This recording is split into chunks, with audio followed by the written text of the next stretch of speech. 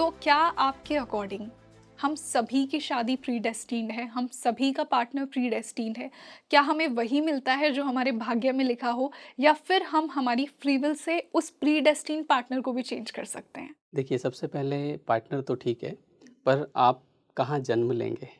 आपके पिता कौन होंगे? हम्म। माता, भाई, बहन, है ना? इसके अलावा आपसे मिलने वाले जितने भी दोस्त या आप और हम मिलें, हम्म। ये सब कुछ पहले से तय होता है। बिल्कुल। आप मानते हैं आई इसमें? फर्मली बिलीव दैट, हाँ, यस। तो ये सब पहले से जो तय होता है, ये कैसे तय होता है? क्या ऊपर भगवान बैठ के तय करते हैं कि एक काम करो, इससे इसको मिला दो या उससे इसको मिला दो? ये कहीं न कहीं एक कार्मिक बॉन्ड होता है। कि हमने पहले किसी प्रीवियस लाइफ में एनर्जी एक्सचेंज की थी। एनर्जी एक्सचेंज की थी, या। हाँ।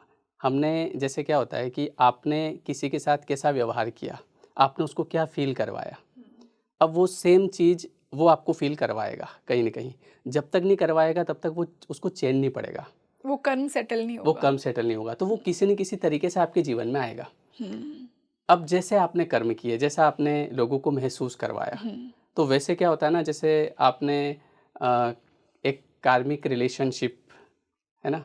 एक जैसे कार्मिक बॉन्ड होता है हमारा, तो उस हिसाब से हमको कैसे पिता मिलने हैं, हम्म। हमारे पिताजी कौन होंगे, मम्मी कौन होंगी, वो हमको जैसे कई बार ऐसा होता है कि कुछ लोगों के पिताजी बहुत अच्छे होते हैं हम्म। और कुछ लोगों के पिताजी ही बहुत खराब होते हैं। ट्रीटमेंट अच्छा हाँ, नहीं मिलता तो हो। पास्ट लाइफ में आपने किसी व्यक्ति के साथ में जो भी व्यवहार किया है, तो अब वो व्यक्ति कुछ भी बन के आपके जीवन में आ जाएगा। हाँ, सोल का वैसे जेंडर नहीं होता, बट रोल्स हाँ, चेंज करती रहती है, जेंडर तो कभी हम देख मेल रहे हैं। कभी फीमेल या। हाँ, जैसे अभी या। आपने कहा कि बहुत सारे लोग लव रिलेशनशिप में धोखा मिल जाता है।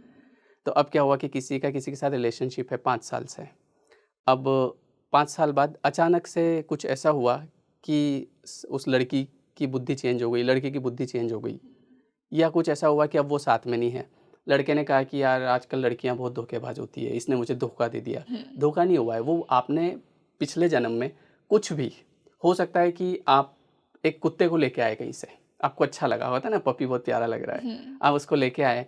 उसके बाद आपने उससे 5 साल तक बहुत प्यार किया, और उसके बाद में क्या हुआ कि फिर आप अब कहीं न कहीं वो बीमार हो गया या उसको कुछ भी प्रॉब्लम हो गई, तो आपने क्या किया कि कोई देख नहीं रहा, रात को अंधेरे में जाके उसको छोड़ के आ गए, हम्म। है ना? अब वो जो कर्मा है वो आपके पास लौट के आएगा। अब वो जो सोल है, वो किसी भी तरीके से आपके पास किसी भी रूप में आ जाएगी। हम्म। हो सकता है एक बहुत सुंदर लड़की के रूप में आ जाए। अब अच्छा एक बात बताओ कि वो अगर आपको ये पता चल जाए कि ये वही कुत्ता है जिसको मैं छोड़ के आया था, ये इस रूप में आ गया है। जैसे बोलते हैं ना, लोग बोलते हैं कि हमको पिछले जन्म का याद रहना चाहिए ना, ऐसे थोड़ी हाँ, होता है। पास्ट लाइफ रिग्रेशन भी करवाते हैं हाँ, लोग। अगर पास्ट लाइफ का होता तो हम्म। याद रहता। एक बात बताओ, क्या हम इस जन्म का जो है सेटल कर पा रहे हैं चीज़ों को? हाँ, हम इसी को नहीं झेल पा रहे हैं, यही हमारे लिए इतना हैवी होता है। किसी ने थोड़ा-सा आपको मॉर्निंग में कुछ कह दिया, हम्म। आपके कपड़ों पे कमेंट कर दिया, बिल्कुल। वो नहीं भूल पाते आप दिन भर। उस इंसान का चेहरा याद रखता रहता है आपको जन्मों-जन्म तक कि हाँ। इसने मेरे को उस समय ऐसा कहा था। हाँ, सर आई फर्मली बिलीव कि एक बहुत बड़ा रीज़न है कि हमारी आत्मा पुराने जन्म का सब कुछ भूल कर आती है, कि हुँ, जैसा आपने हुँ, कहा हुँ। कि हमें इसी लाइफ का हमारे लिए इतना हैवी होता है, हाँ, हमारे मन के लिए हम उसे ही सेटल नहीं कर पाते हैं, तो हाँ। अगर पूर्व जन्म का भी याद रहने लग जाए तो लाइफ बहुत ज़्यादा कॉम्प्लिकेटेड हो हाँ, जाएगी। पूर्व जन्म कोई एक तो है नहीं, हाँ, है ना? और बहुत अगर सारे। आपको इतना ये तो ऊपर वाले मतलब ईश्वर जो है, वो बहुत बड़ी कृपा करता है हमारे ऊपर। लोग हम्म। उस चीज़ को समझ नहीं पाते हैं। लोग हर चीज़ को क्या है ना, समस्या के रूप में लेते हैं, प्रॉब्लम। हम्म। उनका देखने का नज़रिया ही ऐसा होता है, मेरी लाइफ़ में ये प्रॉब्लम है। वैसे अगर आप देखो ना, तो अगर कोई समस्या भी होती है, तो वो भी कहीं न कहीं आपको आगे बढ़ाने के लिए आती है। यस। ये मैंने महसूस किया है। तो अगर हम पिछले जन्मों का याद रखने लग जाएँगे, तो कितने डिस्टर्ब हो जाएँगे। अभी हम इस जन्म का ही सेटल नहीं कर पा रहे हैं। हम्म। किसी ने कुछ कहा वो याद नहीं रहा है, पिताजी ने कुछ कह दिया वो भूल नहीं पा रहे हैं, हम्म। है ना? तो सोचो हम अगर इतना पीछे का याद रहेगा तो कैसे क्या कर पाएँगे? लेकिन वो व्यक्ति जिसके बारे में हम बात कर रहे थे कि उस कुत्ते को वहाँ छोड़ा, अब वो जो कर्म है वो लौट के तो आएगा। हम्म। इस यूनिवर्स में एक नियम है, हमेशा याद रखना, गिव एंड टेक। अब इस नियम का आप फ़ायदा भी उठा सकते हैं। कैसे? कि जो आपको चाहिए, वो आपको पहले देना पड़ेगा। जिसकी कमी उसका दान। हाँ, लेकिन दे कोई नहीं रहा है। दे यस। क्या, अच्छा ये पता भी सबको है। ऐसी बात नहीं है कि कोई इस बात को नहीं जानता। सब हम लोग बोलते हैं कि देखो जैसे किसी के साथ कुछ बुरा हुआ तो बोलते हैं कुछ नहीं है, सब इसके ही कर्म है। मतलब वो इस बारे में जानते हैं, लेकिन फ़ॉलो नहीं कर पाते हैं। हम जो भी दे रहे हैं वो सब हमारे पास लौट के आएगा, और मुझे तो इतनी बार एहसास हुआ इस चीज़ का। जैसे होता है ना कि कुछ लोगों को बहुत जल्दी एहसास करवाता है ऊपर हाँ। वाला। मुझे ऐसा लगता है शायद मुझे लोगों तक ये बातें पहुँचानी है, इसलिए जल्दी हो जाता हम्म। है। तो कहीं न कहीं मुझे ऐसा लगता है कि ईश्वर मुझे जल्दी चीज़ें इसलिए बताता है कि मुझे लोगों तक ये बातें पहुँचानी है। लोग इस बात को सुनें। अच्छा, एक और चीज़ होती है कि हमारा ध्यान भी हमेशा इन चीज़ों पे होता है। मैं दिन भर 24 ही घंटे इसी में हूँ, यूनिवर्स, ठीक है?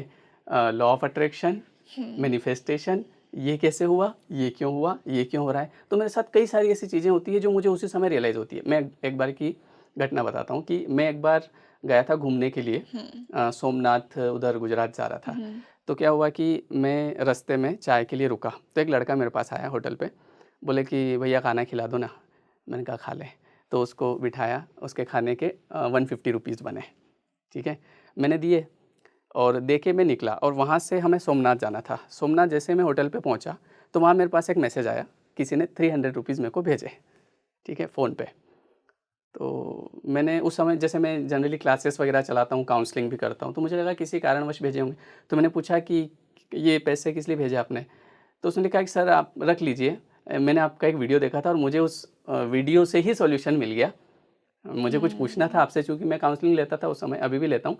तो उन्होंने कहा कि मैंने एक वीडियो देखा था और मुझे सॉल्यूशन मिल गया, तो प्लीज़ आप ये रख लीजिए मेरी तरफ से।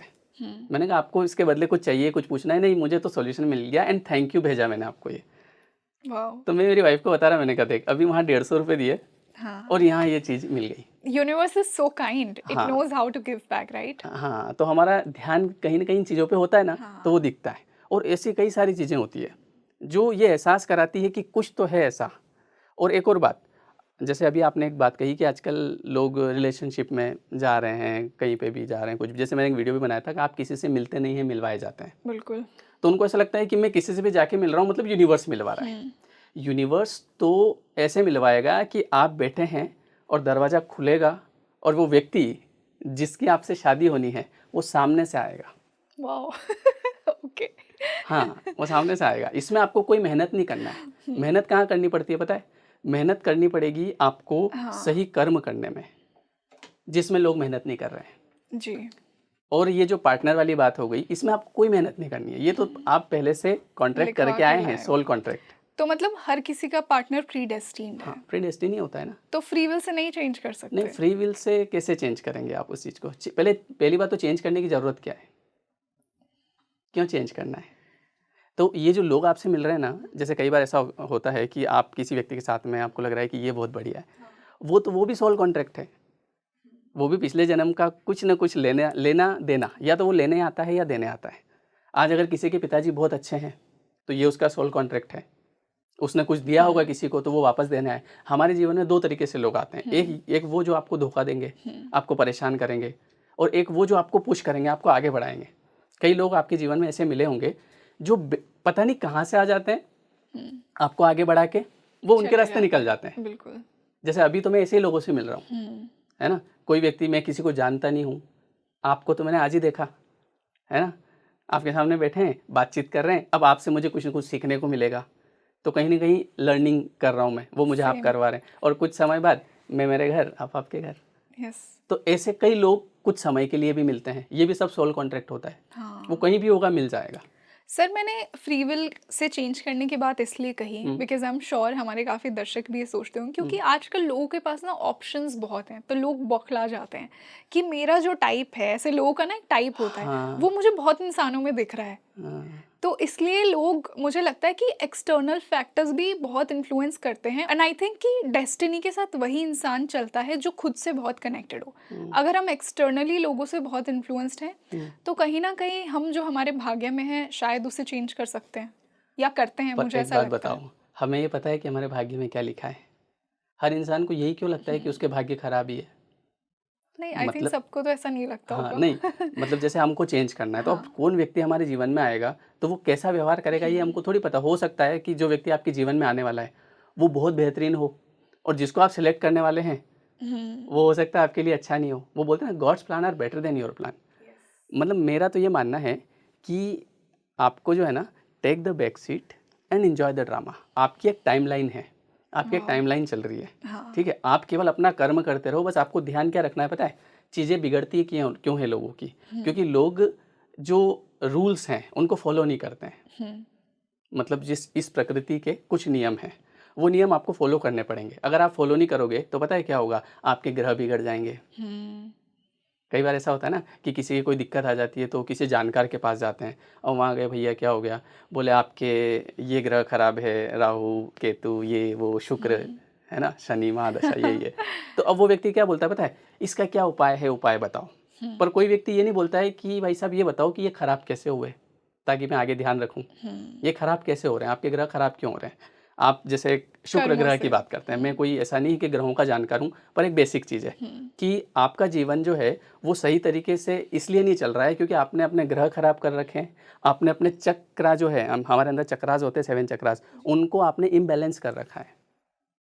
और वो कैसे होता है, जैसे कुछ छोटे मोटे एग्जाम्पल लेते हैं, कहीं ना कहीं आपकी नीयत हमेशा ख़राब होती है, नीयत में खोट होती है, आप गाली गलौज बहुत करते हैं जबकि ये नहीं करना है। अब आप कह दो मेरी मर्जी है मैं तो करूँगा, कोई बात नहीं, जो नियम है वो भी काम करेंगे।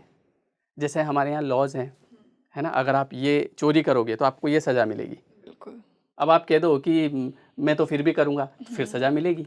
सर ये बहुत ना छोटे छोटे एक्शंस होते हैं और बिहेवियर्स होते हाँ। हैं, इन्हीं से प्लैनेट बिगड़ते हैं। जैसे आपने शुक्र की बात की, तो हुँ। अगर कोई शुक्र कैसे खराब होगा, अगर कोई रिलेशनशिप्स में सीरियस नहीं है, अगर वो हाँ। खुद से ही प्यार नहीं कर रहा है, या अपने पार्टनर्स को मिसट्रीट कर रहा है, उन्हें बहुत ही फॉर ग्रांटेड ले रहा है, तो वही शुक्र को खराब करना हो गया। और हाँ। ये बहुत ही एक बेसिक चीज़ है, लोगों को समझ नहीं आती है पर बहुत सारे लोग होते हैं जो अपनी पत्नी के साथ अच्छा व्यवहार नहीं करते, ये। ठीक है। यस। अब आप देखो, आपको चाहिए लक्ष्मी, धन।